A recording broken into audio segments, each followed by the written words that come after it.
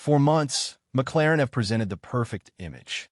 Two young stars pushing each other to greatness, united under the papaya banner. But behind closed doors, that unity is starting to crack.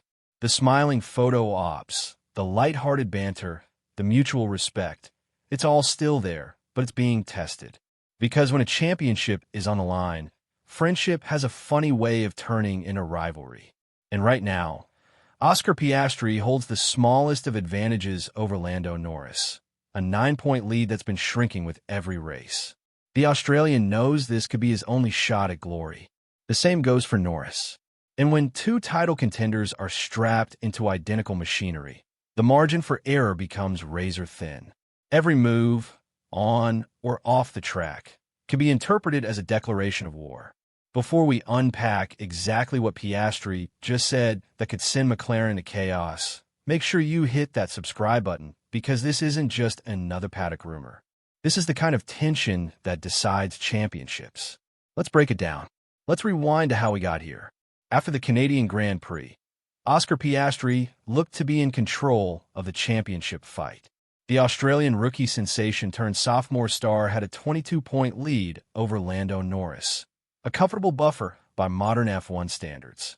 That advantage came in part because Norris had made the rare mistake of colliding with his own teammate in Montreal, a move that cost him dearly.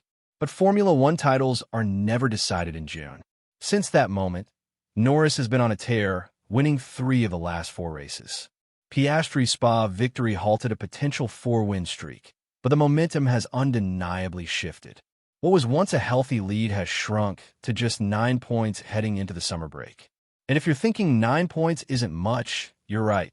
That's the difference between finishing first or second in just one race. The pressure cooker boiled over in Hungary. McLaren, with 2 cars at the sharp end, split their strategies. Norris on a one-stop gamble, Piastri on a more aggressive 2-stop plan. The stage was set for a tense finale. With fresher tires, Piastri hunted down Norris lap after lap, closing the gap to within striking distance. Then came the flashpoint, a daring lunge into Turn 1 that came perilously close to contact. It didn't happen, but everyone watching knew the risk was enormous. If either car had ended up in the gravel, McLaren's title dream could have taken a catastrophic hit. And yet, that moment told us something. This wasn't just hard racing. This was personal. After the race, Piastri didn't talk about the overall podium picture. He didn't mention the race winner, Charles Leclerc, beyond necessity. Instead, he made it crystal clear beating Norris was his only concern. This was the same Piastri who, weeks earlier at Silverstone, was seething after losing a likely win to a safety car infringement penalty. So angry, in fact, that he told reporters he'd be in trouble if he spoke his mind. That candor is unusual in Formula One, especially between teammates. And it's not going unnoticed. Former McLaren driver Juan Pablo Montoya, a man who knows exactly what it's like to have title opportunities slip away, has been vocal about the stakes here.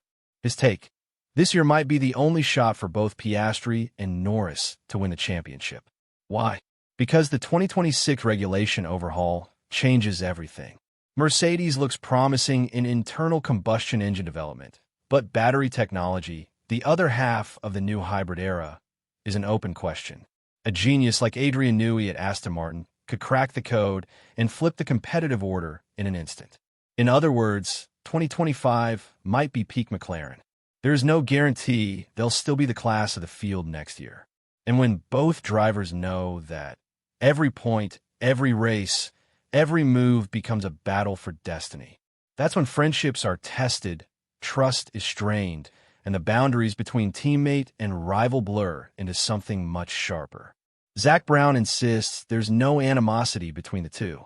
Publicly, he's right. The paddock hasn't seen any shouting matches in the garage or stony silences in press conferences. But scratch beneath the surface, and the tension is there. Tom Stallard, Piastri's engineer, has privately noted an uptick in intensity during their discussions. Norris's engineer, Will Joseph, has observed the same.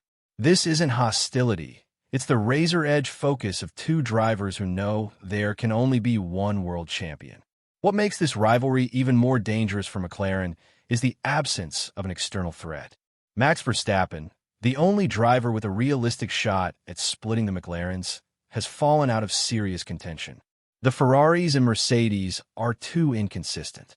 That means the championship is effectively a two-horse race inside one stable. And if you've been watching Formula One long enough, you know what that means. Hamilton versus Rosberg in 2016, Senna versus Prost in 1989.